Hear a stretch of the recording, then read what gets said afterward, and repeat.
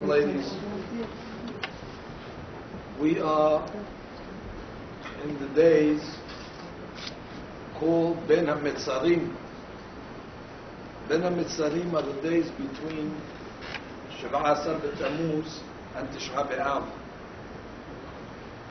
These are 21 days. If you count from Shav'asar B'Tammuz until Tisha B'Av, you'll count exactly 21 days, not including Tisha B'Av. This is brought down by many books, the special powers of these 21 days. Rabbi Ari writes it in Sha'ar Kavanot. There's another rabbi called the Megaleh Amukot, also mentions the special 21 days. The Ohev Yisrael, that's the rabbi, the After Rav, also says it, as well as the Hatam Sofer. The prophet Yirmiyah prophesied about the destruction of the first temple. And God asked Yirmiyah, Ma ata ro'eh? What do you see in your prophecy? So he said, Makel shaked ani ro'eh. I see a stick with almonds on the stick.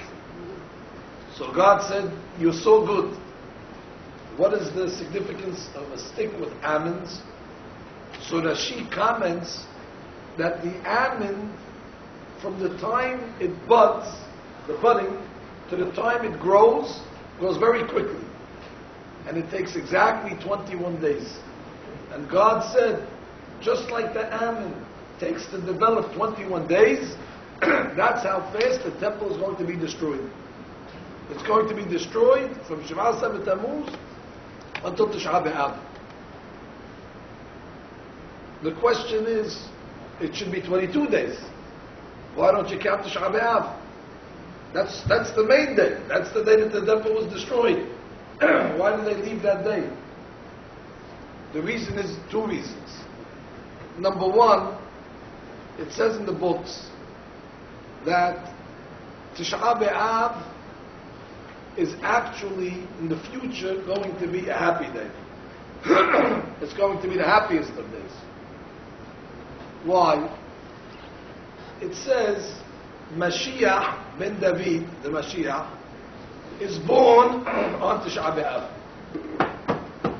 That's why the custom is on Tisha B'Av we don't ask forgiveness for sins. It's like a holiday.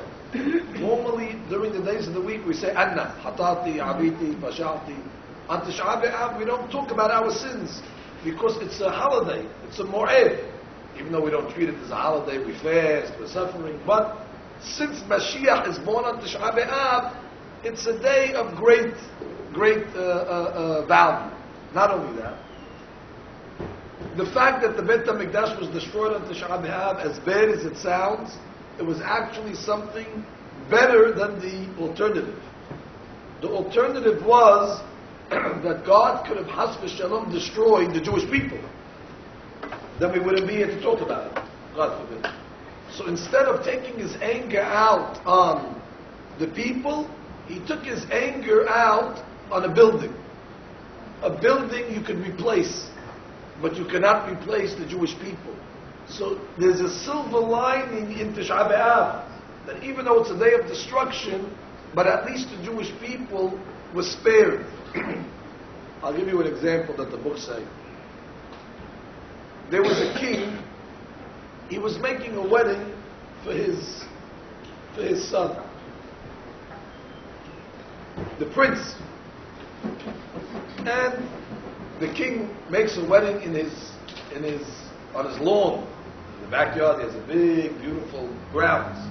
And he brings the best caterer, the best food, with the best orchestra, and he puts all the best tapestries and the best furnishings. What a day. And he had the best weather, even the weather he ordered. Everything was perfect on the day of his son's wedding. And they're a few hours away from the party. The king gets news that his prince committed a major crime against the kingdom. And the king was furious. What kind of rebellious son is this? On the day of his wedding, he commits such a crime. In his anger, he went and he started taking all the chairs that were at the wedding and he started throwing them, breaking them. He went to the table with all the food, he flipped it over, he broke all the plates, he broke all the glasses, he took all the bottles of wine and he smashed them. He was going into a tirade.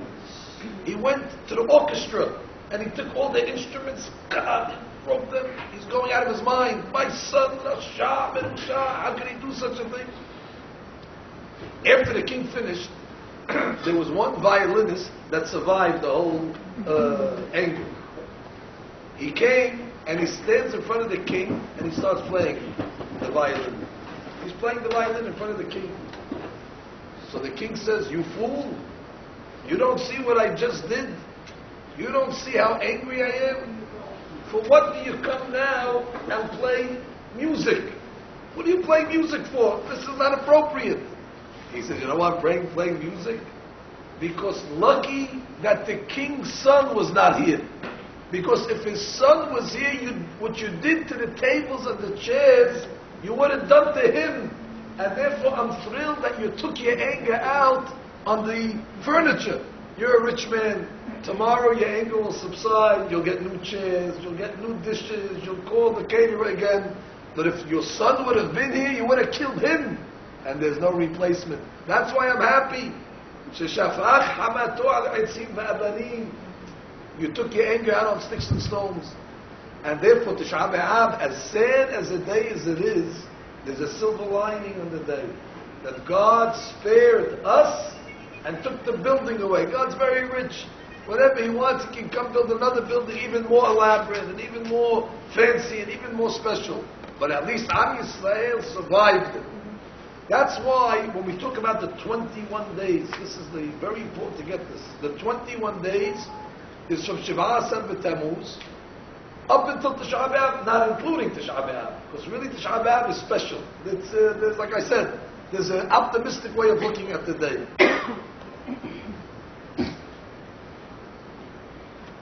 Today we need to study Be'ezrat Hashem. I hope we'll be able to say it over on a deep level, the concept of these 21 days.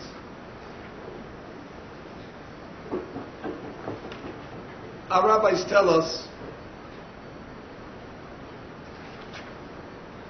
and it's in the Zohar Kadosh many times, that when the Beit HaMikdash was destroyed, besides the fact that the Jewish people went into exile, Galut, which we're still in exile till today, almost 2,000 years later, but more importantly, something that's referred to as the Shekhinah. The Shekhinah also went into exile. The Shekhinah, maybe you heard of it before, we refer to it as the divine presence of God. God Almighty used to live in the Beit HaMikdash. That was his house. He had a place.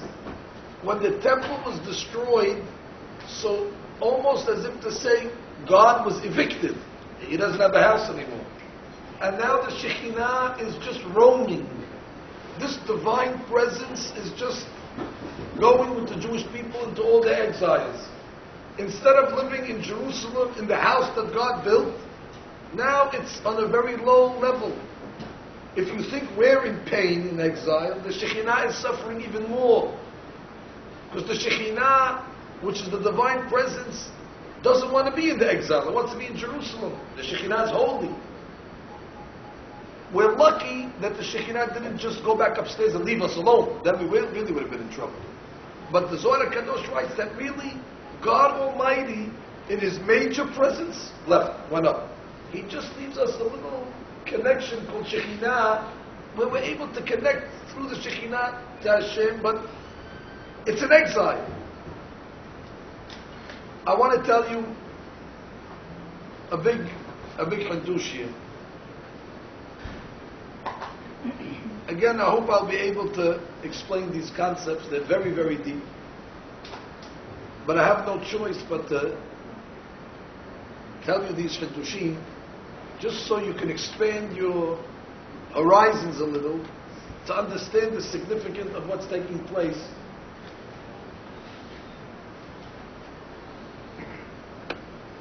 But you have to be willing to imagine what I'm telling you. If your mind is very, very limited and you cannot imagine things, then you're going to have a hard time understanding what I'm going to tell you.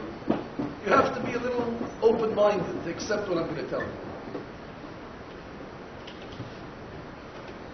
We all know that God's name is Yud Ke Vav Ke. Hashem's name, you see it over here, Yud He Vav. That's Hashem's name. Everything in this world, from the biggest to the smallest, everything is from this name of Hashem. This is the main name. The way we say is Havaya. Yud Ke Vav Ke.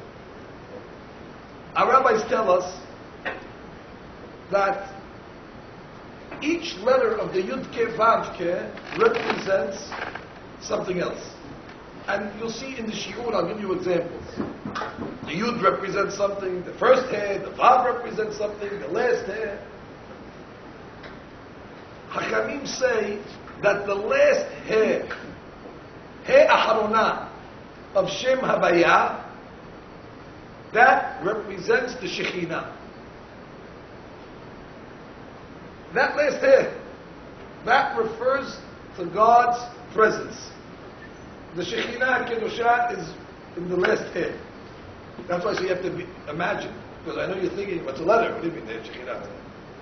But the Holy Book says, we have to give a symbol. How are we going to draw the Shekhinah? The Shekhinah is invisible. So if you want to draw the Shekhinah, the letter He of God's name, the last letter, the fourth letter, whenever you see He of Havaya, that's Hashem, that's the Shekhinah. So it says in the books, when Adam HaRishon ate from the tree, it always goes back to Adam HaRishon. Everything starts from the sin of Adam HaRishon. If he wouldn't have eaten from the tree, everything would have been different. We would have been in Israel now, and enjoying ourselves, Gan Eden, Olam Haba. But that sin, it's still haunting us 5,770 years later. I know you're thinking in your mind, what did he eat for? If I was there, I wouldn't have eaten. But I'm sorry to tell you, you were there. The Zohar Kadosh writes that Adam HaRishon, he was made up of all the future souls that were going to come out of him. That means I wasn't there and you were there. So you can't blame it on Adam HaRishon. You were there, how come you didn't stop him? How come you let him eat? You didn't protest. You also ate, you also enjoyed. So therefore, we're all responsible for such a sin. Otherwise you could ask a question. He sins and I have to get punished? Let him get punished. I didn't do anything. I didn't eat anything wrong. And the explanation is because Yod Hashem, I was there. And if you didn't stop him, so you're an accomplice of the sin, and therefore you're guilty as well.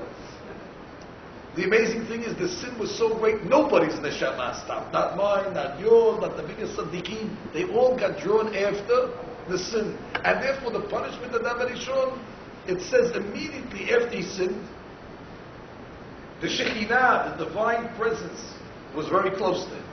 In Gan Eden, where he was born, where he lived. The Shekhinah was so close. And at that point, all of a sudden, the sin chased away the Shekhinah. And the divine presence, boom, went back up. If you want to understand it in a deeper sense, you see Yud Ke Vav Ke. Adam HaRishon, after he sinned, he broke the hair away from Yud Ke Vav. Now the name of God was not complete, because once the hair goes back up, once the Shekhinah left, he actually was separating the name of God. Instead of Yud Ke Vav Ke, which is a holy name now, it's Yud Ke Vav. The hair went up, Shekhinah left. That's why it says, after Adam sinned, God comes into Gan Eden. And God comes to Adam HaRishon and he tells him, Ayeka. What does Ayeka mean? Where are you? What do you mean, where are you? God doesn't know where Adam is? This is not hide and go seek. He knows where he is. Why would God tell Adam Arishon, Ayeka? And the explanation of the holy books is, Ayeka is actually stands for two words. Ech, he. What did you do to the hair? How did you make this kabon? As a result, you broke my name and you caused the holy presence now to go back upstairs. This was the Musar that God was telling Adam Arishon. And I want you to know, eventually, it was fixed. The sin of Adam Arishon eventually got fixed. Once the name was all broken from Adam Arishon, it's like you have a thread running through the letters, so that the letters are all connected. Once Adam Arishon sinned, it's like they broke the thread and all the letters just fell apart. So it says when Abraham Abinu came, he started to fix the sin of Adam Arishon. And it says God, at the end of his life, added the hair. Abraham was Abraham, he became Abraham. So it says Abraham Abinu, he was able to fix the first hair of Hashem's name. He put the hair back.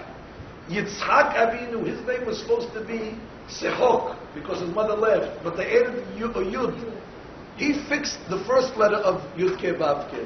Yaakov Abinu, it says he was referred to Velohe Yaakov, Velohe. Vav, he fixed the Vav. And now you had, the Yud was back, the first hair was back, and the Vav, but you were still missing the final hair, until Moshe Rabbeinu came along. And Moshe Rabbeinu was able to bring the final hair back down, and the name of God was complete. And that's why the Pasuk says, Vayered Adonai al Har Sinai. God came back down on Har Sinai, and really the world reached its perfection to Adam Arishon before the sin. This took, I don't know how many years, from Adam Arishon to Abraham Avinu is 20 generations. It's a long time. From Abraham Avinu to Moshe Rabbeinu is 6 generations. That means from Adam to Moshe is 26 generations. 26 is the numerical value of Yud Ke Vav Ke. It took exactly 26 generations in order to bring back the Shem back to its perfection. And everything was beautiful. Mashiach should have came at that day. And everything should have been fixed. But I'm sorry to tell you, whenever we get close to perfection, the Satan, he sabotages us. We can't keep the level. Shortly thereafter that, we worshiped the golden calf. And after we worshipped the golden calf, we went back down to breaking all the things. Shekinah went back up, and everything became a big mess. It was a big mess. It was terrible. Incidentally, bad things happen on bad days. The golden calf, you know when we did it? You know when the anniversary of the golden calf was? Shiva'asar b'Tammuz. On the first day of the 3 weeks. That was before the temple was destroyed, many years before. So that day was earmarked for catastrophes. Anyway, after they worshipped the golden calf, now you have to pick up the pieces again. What a shame. You can only imagine how sad Abraham, Yitzhak, and Yaakov and Moshe were. They worked for 26 generations to put the puzzle back together, and when they finally got everything back together, the Jewish people came, and they broke it apart. To show you the greatness of Moshe Rabbeinu. If I was Moshe Rabbeinu, I would have quit. Finished. You can't deal with these people. These people are they're unbearable. You cannot deal with them. After all the hard work I do, when they come along and they come up it, and one worshipping of the golden calf, because they couldn't wait a few minutes till I came down, a few hours. But Moshe Rabbeinu was so great. Moshe Rabbeinu put his own ego on the side. He was very humble. He said, even though they messed up, and even though they did such avon, all right, we have to start again. We have to start again. And they started again. And we got to a level where we were able to build the first temple, which was built by King Solomon. At that moment again, there was a great chance in history for the world to reach its perfection. The hair came back down, the yod, everything was unbelievable. But, as I always told you, what happened was, the Jewish people, in the first temple, they started to commit 3 major sins. One sin was Gilui Arayot. They started to commit sins of immorality. Immorality, as we know today, there's no new sins. It's the same old sins. But they committed those sins, whether it was adultery, whether it was all sorts of perverted behavior. And God cannot tolerate immorality. And then they even reached the level of murder, where they started to act violent to each other. And finally they got to the worst level of idolatry, and God said, I cannot tolerate it anymore. They almost reached their perfection, but then the Satan came in and spoiled it again, and he destroyed the first Beit HaMikdash. It's a cycle. 70 years later, the second Beit HaMikdash was rebuilt. We were able to recover from that situation only after 70 years, and the second temple was rebuilt. It wasn't as magnificent as the first temple, but it was a temple nonetheless. But then, after 420 years of having Beit HaMikdash, God destroyed it as well. And the rabbis tell us the sin of the second Beit HaMikdash was a sin called Sinat Hinam, baseless hatred. That people did not know how to get along with each other. And our rabbis tell us, what is worse? Immorality, idolatry, and murder. What is worse? Those 3, or Sinat Hinam, or baseless hatred. Well, the Gemara says, the 3 cardinal sins we were able to recover 70 years later. The temples were rebuilt. But because of baseless hatred, we're still waiting 2,000 years and the temple hasn't been rebuilt again. So it must be Sinat Hinam is tantamount to the 3 cardinal sins. And I'll explain it to you.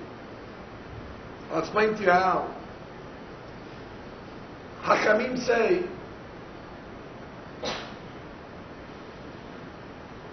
that there's 3 traits that if a person has these 3 traits, it takes the person out of this world. Shelosha devarim motziim et ha'adam. Gimel devarim motzi et ha'adam min ha'olam. There's 3 things that if a person acts like these 3 things, it'll take him out of this world and the next world. What are they? Kin'ah, v'ta'ava, v'kavod. Kin'ah is jealousy. If a person is filled with jealousy and is an envious person, he has no life in this world. He's constantly looking at other people, and he's constantly comparing, and he's never happy. That's kin'ah. Ta'aba is lust. Somebody that goes after his passion, or goes after his desires. He's always craving another yetzer, another pleasure. And then you have kavod. Kavod is glory. Those that go after their honor and their egos. Our rabbis tell us that these 3 sins, or these 3, I should say, traits, are the source of the 3 major sins. A jealous person cannot tolerate his friend. So what does he come to do? He comes to kill him. Like we see people in a jealous rage, whether it's in some sort of warped triangle or some sort of jealousy against somebody where they cannot control themselves and they have to kill them. Ta'aba, lust, that's immorality. That's the second of the sins. The lust causes a person to commit Gilui Arayot. And then the kavod, the Gemara says that anybody that has an inflated ego, it's like he worships idolatry. Why? Because there's only one God in the world. You make yourself like God. You come from and say, I'm here, who are you? You're nothing. You're a servant of God. When a person goes after his honor, and wants to inflate himself, it's like he worships Avodah Zarah. He says, I'm the only one in the world, there's no God. He kicks away God. So the rabbis tell us, that's what happened in the times of the first Beit HaMikdash. They went after Kin'ah and Kavod, and they went after Ta'ava, and that led them to 3 major sins. But guess what? In the second Beit HaMikdash, they had Sinat Chinam. They had baseless hatred. Baseless hatred is also based on the three traits. They hated each other. They didn't get along with each other. Why? Because if I'm jealous of you, I don't get along with you. I'm jealous of you. I want to destroy you. I want to challenge you. I want to go into business against you. I want to bankrupt you. I'm jealous of you. You're richer than me. You're smarter than me. You're more powerful than me. That was the hatred. Ta'aba is lust. We couldn't control our base desires, and therefore the lust, whether it's the lust of money or the lust of other pleasures, caused us to act in a bad way towards our neighbors. And of course, kavod also, the honor, seeking honor, also led to these things. Our rabbis tell us in the Gemara, it says every night God in the heavens cries for the destruction of the temple. Shalosh mishmarot havi halayla. Bir Azar says this. Gimel mishmarot havi halayla. There's 3 periods in the evening. Ve'al kol mishmar u'mishmar, and at every period, HaKadosh Baruch Hu yoshev v'sho'eg ka'ari. God cries out and he roars like a lion. Maybe one time when you were sleeping, you heard the voice of a lion. That's God. In the heaven, he roars like a lion. Ve'omer, and he says, Oy lebanim sheb'avonotehem me'harabti beti. Woe to my children that I destroyed my house. Ve'sarafti hechali, and I burnt my temple. Ve'gletim b'na'umot, and I exiled them throughout the nations of the world.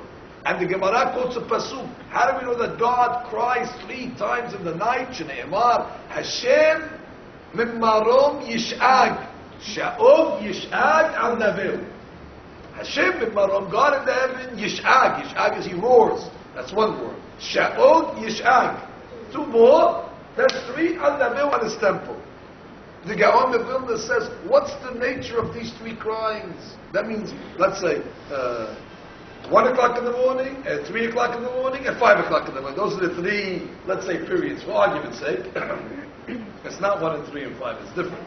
But I don't want to confuse you more than I'm doing already today. It's 3 times in the night. So the Gaon of Vilna says the first crying is, what's the language of the Gemara?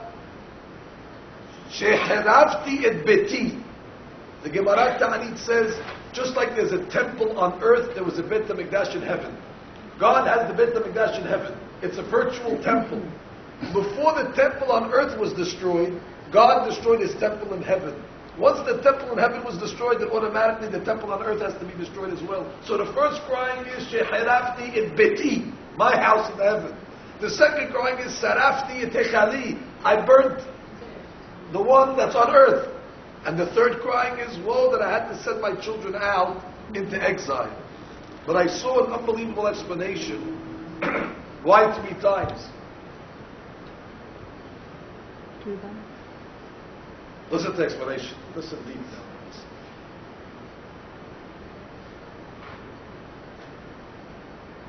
We are fighting the Yetzer Hara, the evil inclination, that causes us to be jealous and causes us to seek honor and causes us to go after our pleasures. And as a result, he's winning us.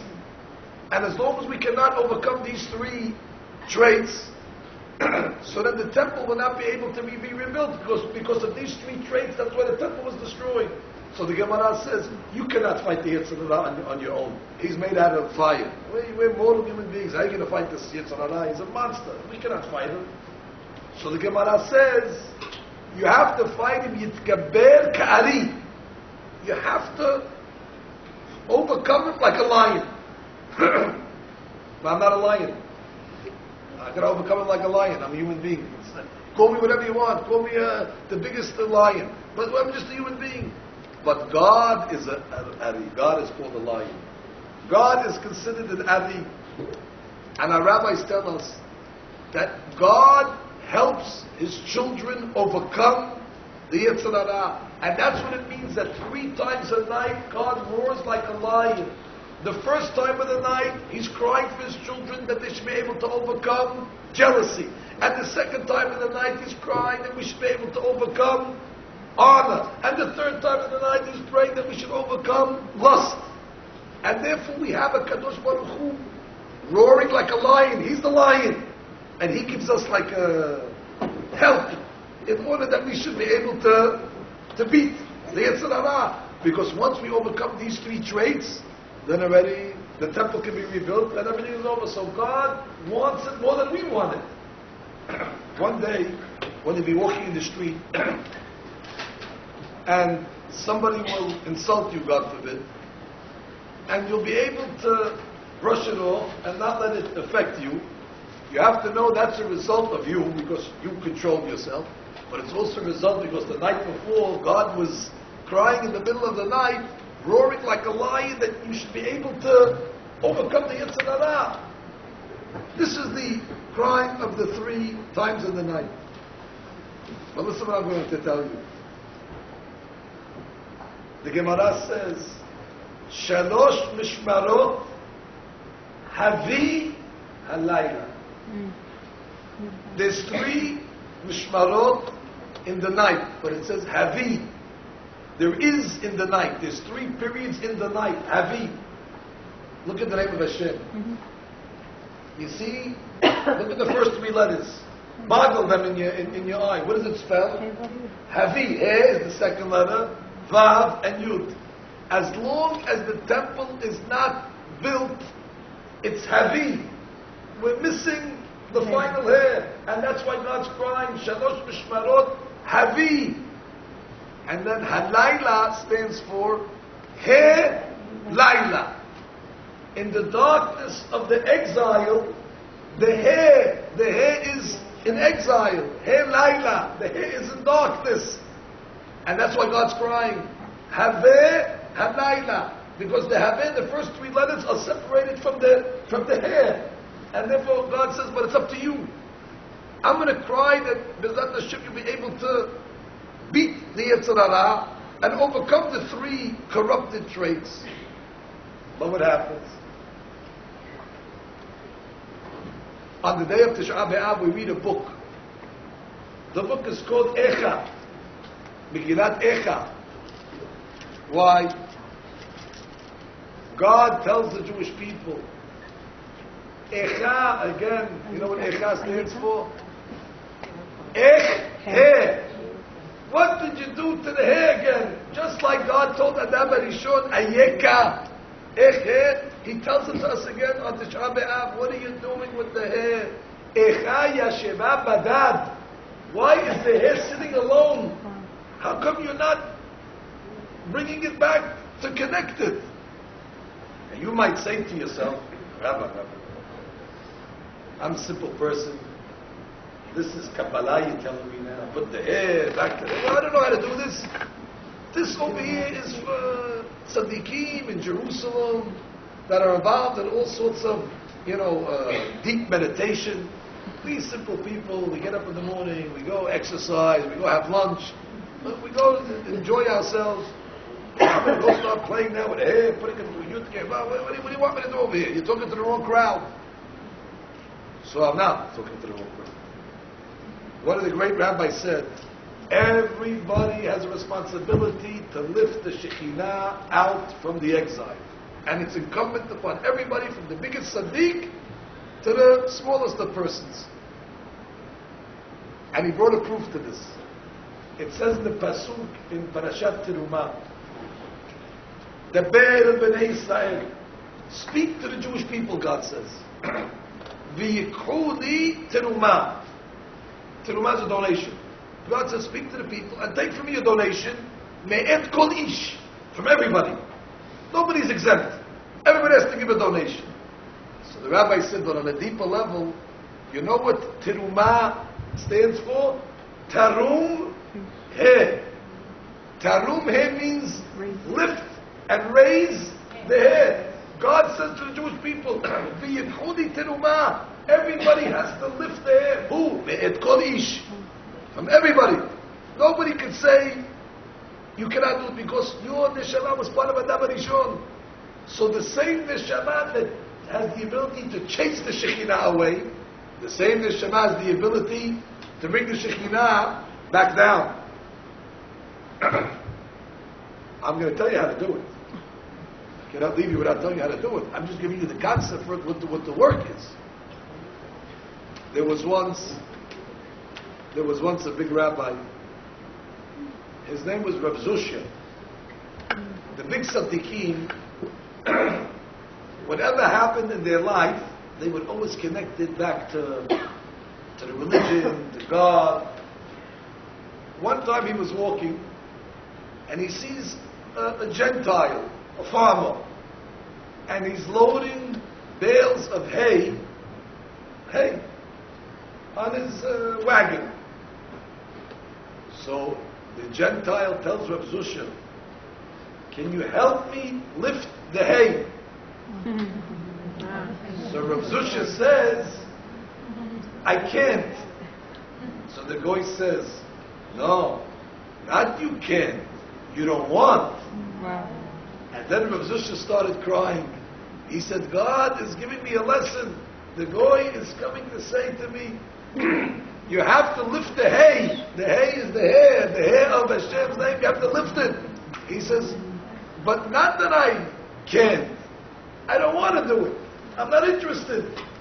And everybody has to say to themselves, you have to do it, and you can do it. But the question is, how do you do it?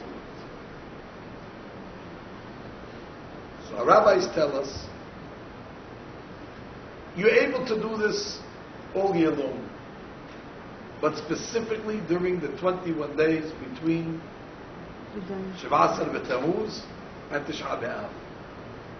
These 21 days is the most ability to lift the Shekhinah out from its exile, to bring the Shekhinah back to its dwelling place, to have the Beit HaMikdash rebuilt.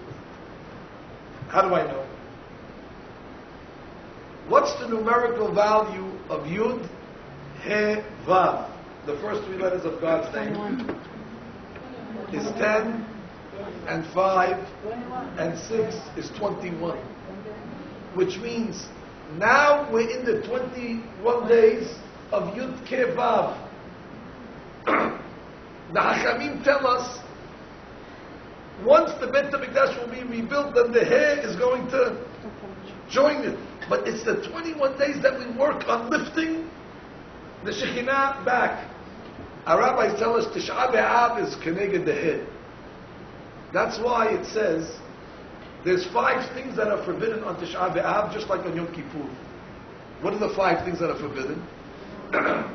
Eating and drinking, that's asur. You can't eat and drink on Tisha B'Av, we know that. You cannot wear leather shoes on Tisha B'Av. One is not allowed to anoint themselves with creams and different, which includes also, one is not allowed to bathe, that's the 4th one, and of course, relations with husband and wife is forbidden as well. Those are the 5 things. The 5 things that are asur on Tisha B'Av is keneged the head. And therefore, we keep the 21 days, and then we keep the 22nd day, which is really the first 21 days, Yud Ke Vav. Then we get to the big day. That's why it's a holiday Tisha B'Av. With the holiday Tisha B'Av, with the 5 things that we forbid on ourselves, we're able to lift the Shekhinah back, and now we have Yud Ke Vav. But now I need to explain to you how this is done. Now we have to get to the bottom line. How do you do this? Hakamim say,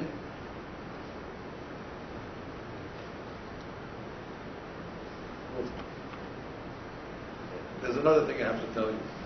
I can skip it, you wouldn't know that I skipped it. But I want to tell you anyway, it was very, very important. Are you aware that this week we are going to finish the 4th book of the Torah, the book of Bamidbar.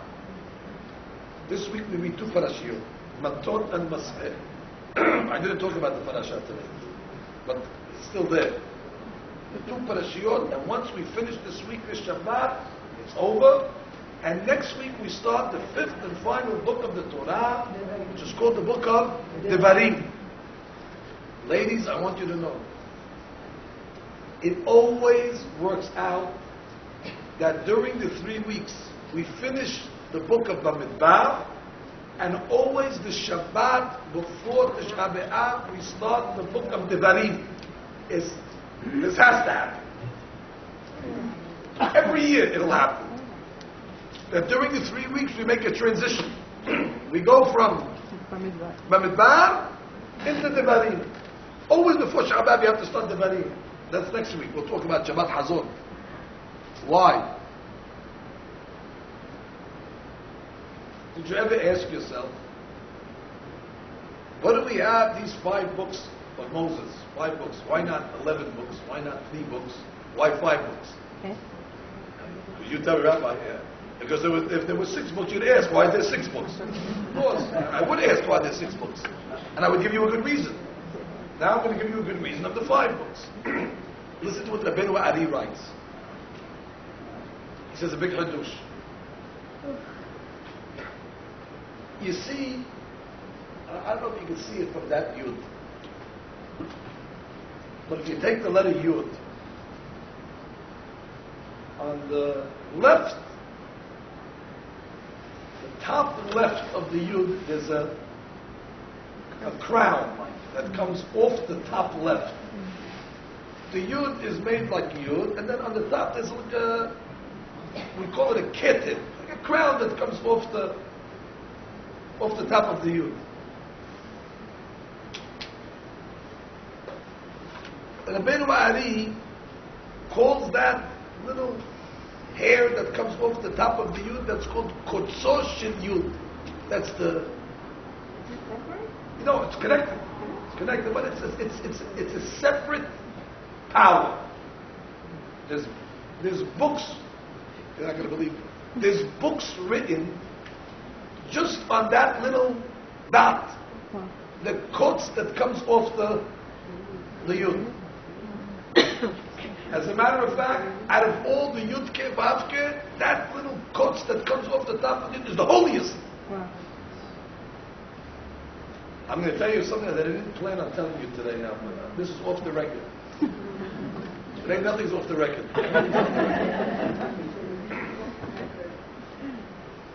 The holy books say that the human body also corresponds to Yud Ke Vav Ke. It says that the head is a small little head. It's like the Yud. And the spine of the person, actually before you get to the spine, then you have the torso. The torso, the shoulders is like a hair. That's the midsection. And then the spine is like a vav. And then the legs, again, 2 legs is like a head. I don't know if you ever played the game Hangman. Yeah. If you played Hangman, and you draw the picture of Hangman, you draw Yud, and then you draw the body, like that, and then you draw the spine, and then the legs again. So it's Yud, Head, Vav, Head. The human body is shaped Yud Ke Vav Ke. That's why whenever you look at another human being, you're looking at Yud, He, Vav, He. You're looking at an image of God. So you say, oh, this is very serious.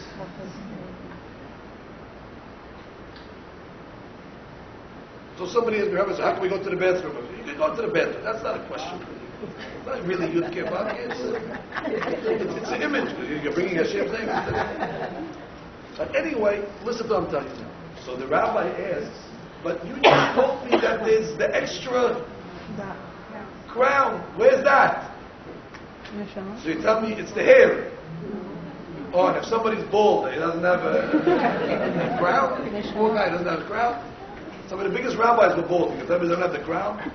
So the Arizal said, when the men in the morning wear the tefillin on their head, the tefillin, that's the crown of the youth. That means the holiest time of the day is when we're wearing the tefillin, because now you're perfect. Now you have the completion. So it comes out in Yud Ke Vav Ke, there's actually 5 parts. So he writes like this. The top of the Yud corresponds to the book of Bereshit. First, the Yud corresponds to the book of Shemot. The first hair is Vayikra, and the Vav is Bamidbar. And the final hair is the book of Devarim. So they explain like this. Since the whole job of the 21 days is to combine Yud Ke Vav with hair, so actually what you're doing is you're combining the first 4 books of the Torah, which is corresponding to Yud Ke Vav, with the 5th book of the Torah, which is the hair. That's why always during the 3 weeks, you'll always make a transition from the book of Bamidbar to Devarim, because you're connecting the first 4 books of the Torah to the 5th book of the Torah. There's nothing as a coincidence. Everything that's done is done with great chokhmah. You shouldn't think, what a coincidence, we're finishing the Bamidbar this week and next week we start the Devarim. That's a reason, because that's telling you what you're supposed to be doing. You're supposed to be fixing this tikkun.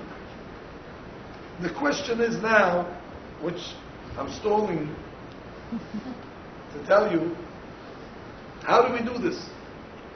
How do we do this? So this is a very, very big answer.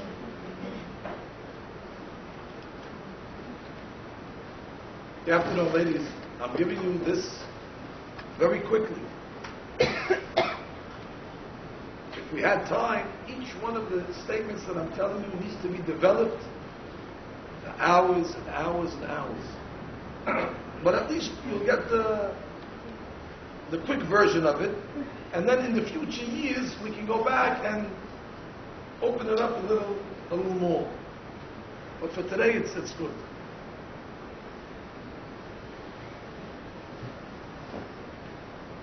A shiur like this, you can only give really in its full extent on Shabbat. Because you need the Kiddushah of the Shabbat to help the Divrei Torah come out correctly. That's why we have to hold back. We cannot say everything.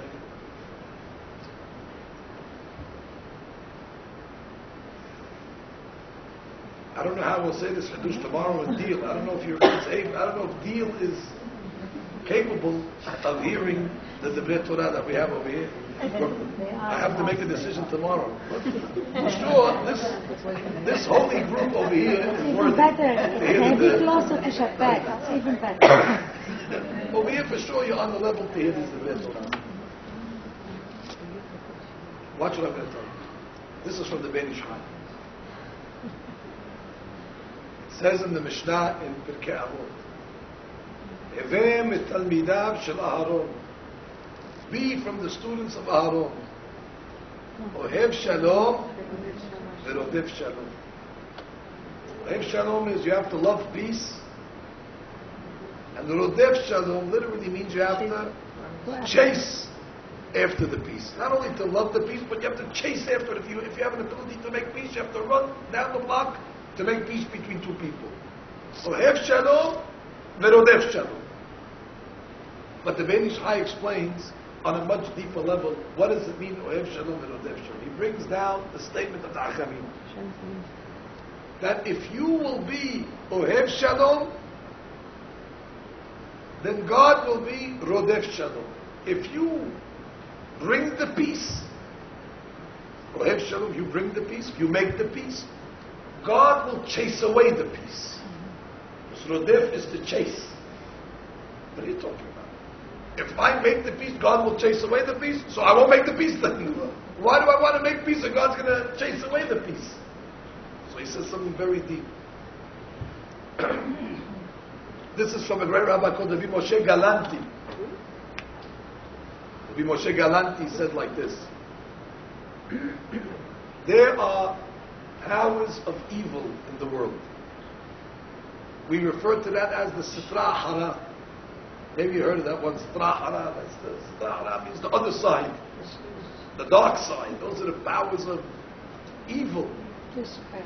And if you look in your Sidurim, even you'll notice there's mention of these powers of evil.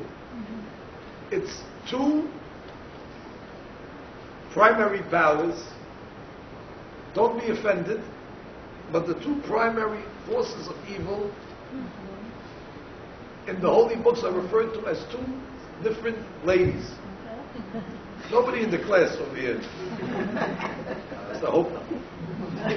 But these are two powers. They're referred to the Nashim, two Nashim. And the Zohar Kadosh tells us their names. One of them is called Mahalat, Mem, Het, Lamed, Taf. And the other one is called, we shouldn't even say it because it's such a bad demon, Lamed Yud, Taf. Like the flower, a lily flower with a taf at the end. Lily, but it has a taf, not lily. It's lily taf. These are the two forces that the books talk about. And they all have an army. It says Mahalat has an army of 478 soldiers. The numerical value of its word, Mahalat. And the other one, Lili with a Taf, has 480 soldiers. The numerical value of her name as well. And it said, at the time of the Beit HaMikdash, let me tell you something. These two forces, good news for us, never get along with each other. They're always fighting with each other. Like two ladies that are fighting with each other. Mahalat and the other one was having mahloket with each other, which is good for us, because when they're fighting with each other, we escape. Let them kill each other, and we go our own way. It's like when the Hamas was fighting against the Fatah. They had a mahloket, they were fighting. So somebody asked me, Rabbi, what do you think of the fight between the Fatah and the Hamas? I said, I hope they both win. Let them kill each other. But they're fighting themselves and we escape. And we have shalom. And then we have shalom. They're killing each other. But if they unite, Shemai said they're in trouble. So as a general rule, these two forces, they never unite. They're always fighting with each other. Except the Ben Ish Chai writes, at the time of the Beit HaMikdash, these two forces united, and now the whole world was filled with these Kohot HaTum'ah, and therefore the greatest Tzaddikim were praying and fasting to stop the destruction of the temple, but the prayers were not answered. Because once these two forces got together, so there was a blockage. Now there was no way for us to receive any entrance into the Shamayim. What do these two forces do anyway? Mahalat comes from the Lashon Mahol, as a dance. That's the Satan that causes the Jewish people to go after the lust and the partying and the Mahalat, the tzanut, the joking and all the levity and the frivolity. The other one, Lili, with a taf, that's Melashon Yelala. Yelala is crying and sadness. That's the one that brings all Has v'Shalom, the troubles to the Jewish people. All the crying and all the catastrophe, that's responsible. How do you negate these two forces? Very easy. If do it Hashem b'simcha, when we do the mitzvot b'simcha, it negates ma'ala. It negates the force that tries to make us go after the happiness of frivolity. When a person cries for the destruction of the temple, when a person fasts for the temple, so he brings upon himself hardship, so that breaks the other Satan that goes after us to try to bring bad catastrophe upon us. But it says from the time of the destruction of the temple, these two forces, they've united. And Mashiach cannot come until we split them apart, and then the tefillah can get through. But as long as they're united, we have big problems. So how do you divide them? So the Ben Ish Chai says, when there's unity amongst us, that causes disunity amongst these two forces. He says that's what the Mishnah means. If you're Ohev Shalom, then God will be Rodef Shalom. If you have peace amongst yourselves, then God will break the peace of those two ladies. And then already you'll have an opening for the prayers, which means as long as they're united, we're in trouble. So we need them to fight with each other. It's like a story. There was a guy, he was sleeping. He had a lot of money. He was sleeping under the tree. And in his dream, he dreams what was really happening to him. He dreamt that a guy came above him to steal all his money. As that guy was about to steal his money, another Ganav came from the other side, also to steal his money. But the second guy thought that the first guy was protecting him. He didn't know he was a thief like him. So he started to beat him up. And the other guy thought the second guy was also coming to protect him. So the two Ganavim are fighting with each other. And that's exactly what you want. So he woke up in the interim. He saw them both fighting. He walked away and he ran away. That's exactly what's happening now. As long as these two forces are united, so we can't. Satam tefinati lefanai. Nashim b'tzion inu. The Nashim are giving us the troubles. Oyevei hashanu. Our enemies have made peace. So when you make peace amongst yourselves, it breaks the peace amongst them.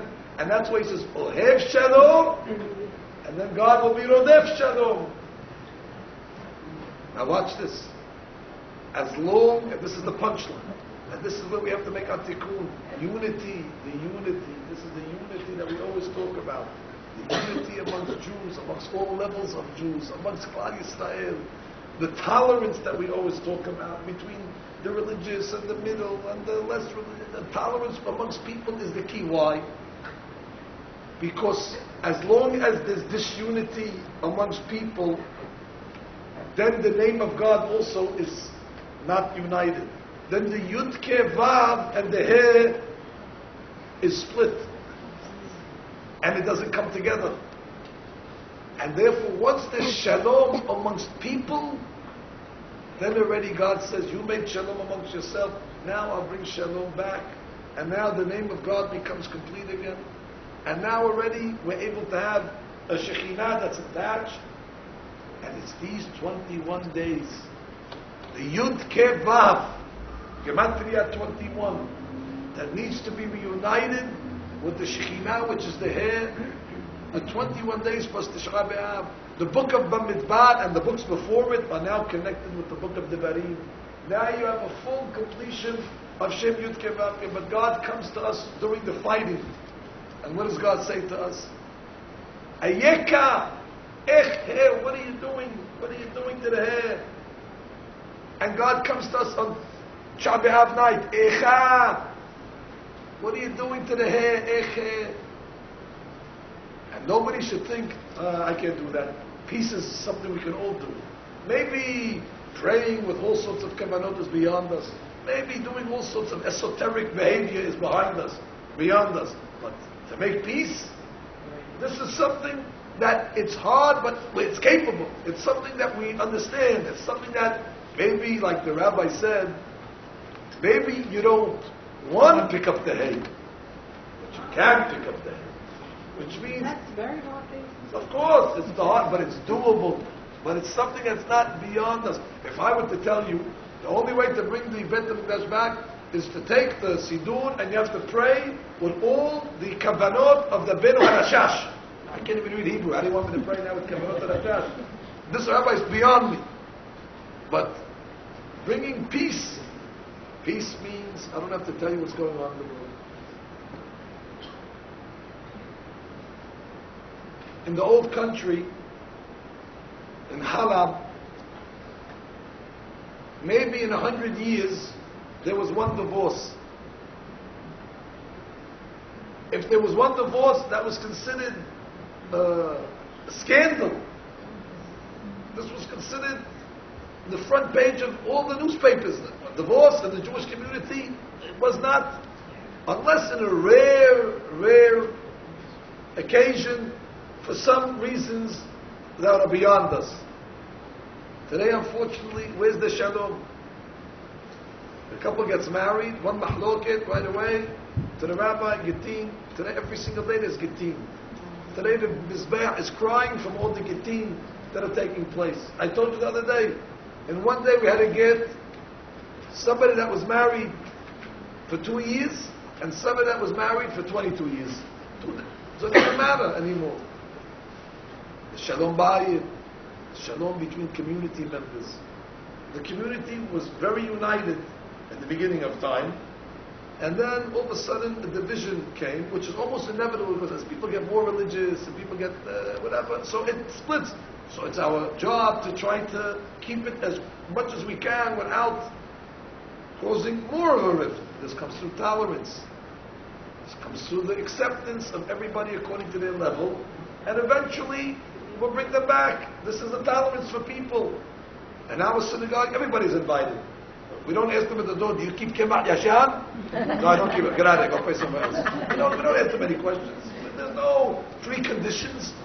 Kol haba baruch haba. As well as the not religious, yet have to have tolerance for the person that's still more religious. So the different strokes for different folks, they're a little more, that's what they like. It works both ways. But Sibur is called a Tzibur. You know what Sibur stands for? Tzaddikim, Benonim, Veresha'im. To make a Sibur, you need 3 parts. Tzaddikim are the religious people. That doesn't mean they're tzaddik. We're going to call them religious people. Benonim are the middle of the roaders, like most of the people. And then the Resha'im, well, let's say the people that are not religious. They're not Resha'im, but for our example, we'll call the 3 groups of a community is the religious, the middle of the road, and then the not religious. You need all 3 to make a Sibur. And the tzaddik, the religious one, has to have tolerance for the 2 that are under him. Because they also part. And one day, by the way, the guy at the end will grow to become a tzaddik as well. And the guy in the middle will grow. So you have to embrace him. But guess what? The 2 guys on the bottom, the Benoni and the Rashad, they also have to tolerate the tzaddik. Because the community without a tzaddik, instead of a tzibur, it's a bur. Bur is an idiot. Bur is a fool. You need the tzaddik also there. So if a person comes in a little more religious, give him a dirty look, comes in with his book, with his hat, with his beard, Baruch haba, we also need you also. And the tzaddik also, when he sees the guy, also looks a little funny with his jeans and his t-shirt, Baruch haba. Also, we accept the guy also. We don't discriminate. These are all God's children. Because I'm religious and you're not, my blood is redder than your blood? It's not so. Am I any less related to Avraham, Yitzhak, and Yaakov than you are? You're also related to Avraham, Yitzhak, and Yaakov. You have the same lineage as I do. You take my family tree and your family tree, we're related to the same tzaddikim. I'm better than you, you're not better than you. And the attitude has to be as well. You're not better than me as well. That's the tolerance of people. This is a very, very big discussion. It's not easy for both sides to tolerate each other. It's not easy. Because the religious person, he cannot tolerate the irreligious person. No, you're making averot. You're going against God. You're not dressed in the proper. Hey, God isn't. God says, relax. It's my law. It's not your law. What are you getting all excited for? You're not my secretary. God said, I'll take care of it. It's my law. You just have to make shalom. And B'ezrat Hashem, through peace, you're able to get them back. But through imposition, through imposing, and through pressure, and through all these methods, it only pushes the people away. Even me, don't tell me what to do, you tell me what to do now. You're going to impose on me now and tell, there's a way to do it. Chacham Baruch Aleinu Shalom used to teach us many lessons, and over time we understood. Not with a hammer over our heads. That's the test of the religious man. To tolerate the rest of the community. And the job of the irreligious or the middle is also very difficult. Because they don't want to see a bunch of black cats walking in the street. They don't want to see a bunch of religious people because they feel guilty. They want to go do what they want to do, and then they see a guy walking in the street with a Gemara under his arm. That's a conscience now. Oh, they have to look at this guy's face now. It takes away from they want to go enjoy life. Even if the guy doesn't open his mouth, the religious guy. His just being bothers you. Your existence bothers me. Because without you, I can go do whatever I want. But I got to look at you. So the regular guy, he moves away, goes to Florida somewhere to a secluded area. All of a sudden, 2 years later, there's a bunch of black cats walking in the neighborhood. You were here now? What did you do over here? We tried to run away from you. And now you're also over here walking with your books and your classes.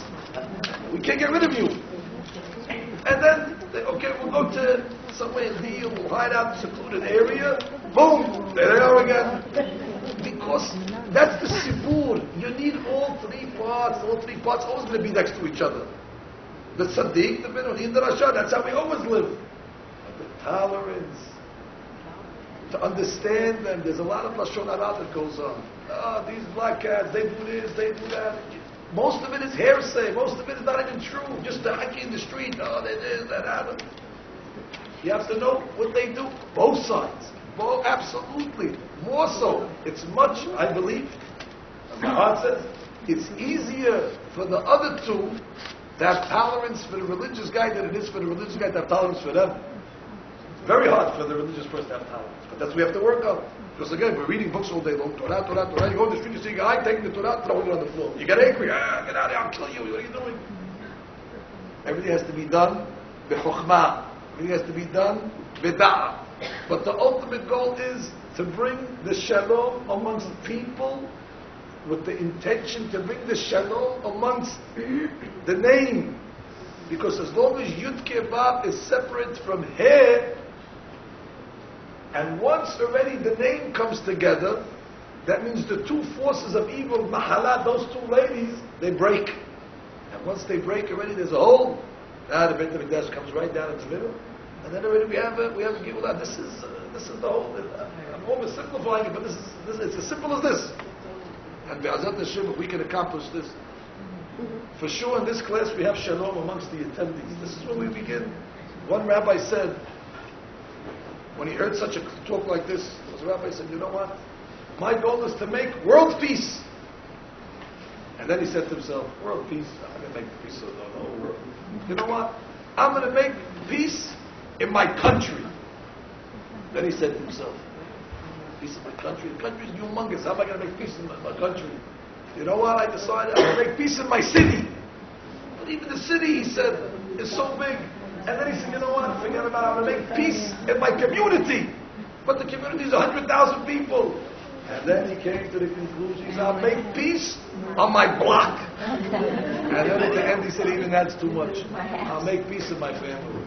And that's everybody has to do that on their own. Shalom bayit, shalom in their family. But if everybody does their own to promote such things, then B'ezrat Hashem, it'll lead to the ultimate unification of the Yud Kei Vav to the He. These 21 days, that are days now that are earmarked for trouble, B'ezrat Hashem will be earmarked for the 21 most happiest days. Ha'emet v'shalom ehavu, Adonai was da'amo yiten, Adonai barech et amo v'shalom.